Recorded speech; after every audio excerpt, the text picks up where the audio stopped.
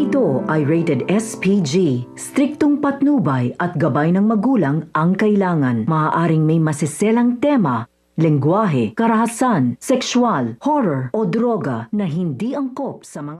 Nagpupumilit nga itong si Hazel na makapuslit nga sa ICU kung saan nga critical nga ang lagay ng kanyang anak na si Jessica. Dahil inaparil nga ni Jessica itong si Hazel kung kaya't may karapatan nga itong si Hazel na makita ang anak niya. Kaya naman nga't panandalian nga siyang nakapuslit at dito na nga'y nagkaroon nga ng malay itong si Jessica.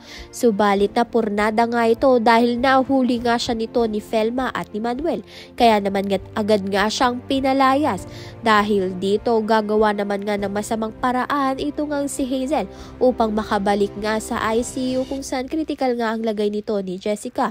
Gumawa nga siya ng peking dokumento upang ang makapuslit nga dito kay Jessica.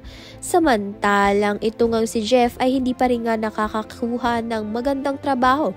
Simula nga nang lumayas nga siya sa puder nga nito ni Felma. Gayon din naman nga itong si Andrea na nawalan nga ng trabaho dahil lumayas nga rin siya dito kay Felma at hindi nga niya matanggap na nakapagbalikan nga itong si Felma dito nga kay Manuel. Kaya naman nga't yan at iba pa ang dapat nating pakaabangan. Maraming salamat sa iyong panonood.